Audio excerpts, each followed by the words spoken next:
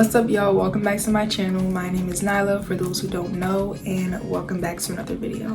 I feel like the intro is always the hardest part, but once you get through the intro, the video kind of flows behind it. With that being said, today's video is going to be how I edit my videos plus tips and tricks. Ever since I started my YouTube channel back in 2022, people have asked me how I edit my videos plus what apps do I use to edit them. I'm gonna be sharing all of that with you guys today, and I'm also gonna be including some tips and tricks that I have came across along the way. This video is going to be divided into 4 main parts: how I edit my YouTube videos, tips and tricks, equipment, and thumbnails. To start, I want to talk about all of the apps that I have been using to make my videos. The first one is CapCut. CapCut is one of those editing apps that you just can't go wrong with. They have everything you need, down to audio, text, effects, transitions, filters, adjustments. You can also freeze the video if you have something to say. You can make voiceovers. They have a variety of stuff that you can use, so I definitely recommend them as your first app to use. Secondly, I use Remini. Remini is one of those editing apps that you use to increase the image quality. Usually I just use it for my thumbnails because for videos you have to go pro for that, but for the thumbnails you can just stay regular. It's a really good app. It's really fast. All you have to do is swipe, save it, and go. And then after I save it, I go into Fonto. I write whatever I want to say. For the thumbnail, I save it, and then that's my thumbnail.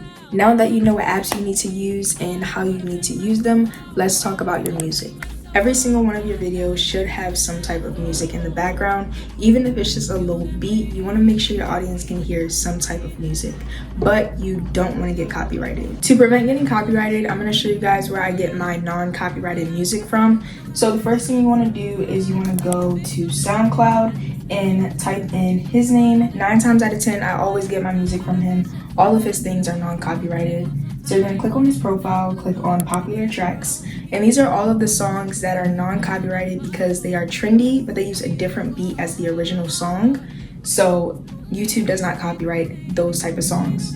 So once you listen to a song, you're gonna screen record it, insert it into your video, and that's it. My second point to cover is tips and tricks. I will be talking about templates that you can use and acronyms. So this is what I use to get my intro. If you know, you know. Intros just take so long to make from scratch, so I use a template from CapCut, and I'm gonna show you guys how I do it to make your video easier. So first things first, you're gonna wanna go into CapCut, and down here at the dock, you'll see edit, template, inbox, and me.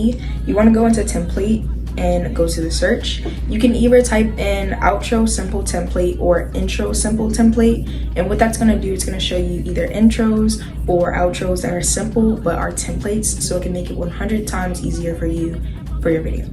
So I'm just going to do intro template because I really want to show y'all how I made my intro.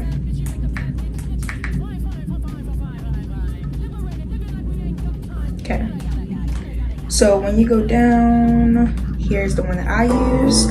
You're gonna click use template. You're gonna pick the videos you want to do, and I'm just gonna click 3 random ones because, oh, you just click 1. I'm just gonna click a random one. After that, you want to do text, and then it's gonna say your channel name. Erase all of that. Put your channel a bunch of times, every single time it asks for it, and save it, and then there you go. In addition to having a great intro, you want to have a great video. And one of the tips that I use to achieve this is I follow an acronym. I do this on every single one of my videos so that my videos are somewhat effective. This acronym is called PV-LEGS, and it covers lots of things like poise, which is appearing calm and confident; voice, which is speaking every word clearly using a volume level for the right space; life, which is expressing passion and emotions with your voice; eye contact, which is simply looking at the camera; gestures, which is using your hands and moving your body; and speed, which is not talking too fast or too slow. So like for a tiny bit of background information, I'm in AVID, which is a class that prepares you for colleges, careers, and life. We give a lot of presentations, and one of the acronyms that we follow is PV-LEGS. So I wanted to tell you guys as well so that you can be successful in your YouTube career. Alright, so let's turn to equipment. Surprisingly, I don't use that much stuff. I just use my ring light / tripod and my phone. I actually showed my ring light / tripod in the vlogging video when I was saying let's try this again. I was setting it up in the beginning of the video before the actual video started. But for instance, this tripod slash ring light is from Amazon. I don't know how many inches it is, but it's really effective. So if you're looking into becoming a content creator, you should definitely check it out. As for my phone, I just have the regular iPhone 13. There's really nothing special about it. Matter of fact, although I will give it, it does have 4K settings. So if you want to make the camera quality better, you can use that. Sometimes I still use HD though. Like for instance, this video, I'm using HD. I just think it gives like that more natural lighting look, but you know, you do you. Going back to the ring light though, I do want to say a tip. Make sure you turn the brightness down a little bit, because if you turn it up really, really high, it would look like this. As for if you turn it down a little bit, it will look like this video.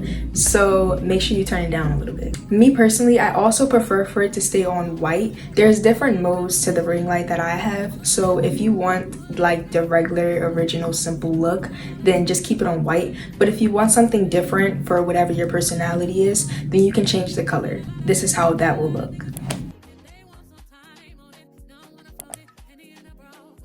Finally, we'll be talking about thumbnails. So if you go to my channel and you go to all of my videos, you'll see that my thumbnails are somewhat appealing to the eye. So when you see these videos, you'll be like, oh yeah, I want to watch that, or what is that about?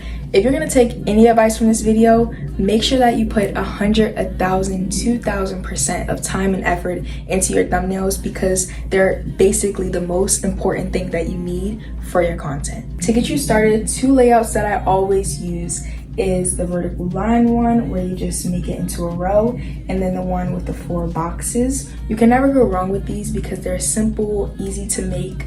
Like I said, you can just use PicsArt, make a collage, save it, put whatever words you want to say on there, save it again, and then that can be your thumbnail. That's literally what I do every single time. So if you guys want more detail into that, which I really can't go that much more into detail about it because it's just that easy, but yeah, that's basically what I do for thumbnails. Another tip that I have is to always let your thumbnails somewhat connect with the video, because if you're talking about pizza, you don't want a picture of bagels right there. That has nothing to do with anything. So if you're at like a pizza factory or something and you're trying to say like the video is like how to make pizza from scratch, maybe show you like tossing a pizza in the air or putting the pizza sauce on there and putting some cheese and stuff on there. You really want your video and your thumbnail to connect. It just makes sense for them to. So while you're at whatever place doing whatever you're doing, make sure you take as many pictures. I made this mistake of not taking any pictures and I had to literally make it from scratch. You don't want to be like me. So do what you gotta do when you gotta do it. 2 other important things that I want to include before I end this video is organization and planning. Especially if you're planning on doing like vlogmas for your videos, or if you're planning to do like a week in the life, or like I was about to say a month in the life, but no one does a month in the life. If you're doing that, you're on a different type of level. But if you're planning to do any of those videos, make sure you stay organized and make sure you plan with those type of things, because you don't want to miss any day. You don't want to miss any events. You don't want to miss any detail. You don't want to miss anything.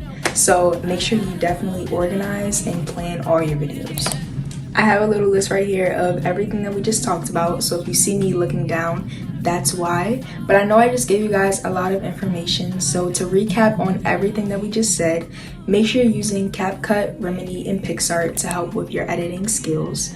Make sure you're using non-copyrighted music from SoundCloud. Make sure that you're using templates to help you on your intros and outros. Make sure you're using the acronym PV-LEGS to stick to an effective video. Make sure you use layouts, the box method, and the vertical rows for your thumbnails. And make sure you take a picture or take multiple pictures before you make a thumbnail for your video. Make sure you're staying organized and make sure you plan all of your videos before you make them. In conclusion, I hope you guys have a great day, or I hope you're having a great day. Good luck on your new YouTube videos. Thank you so much for watching this video. Make sure you like, comment, subscribe, and see you later. Bye!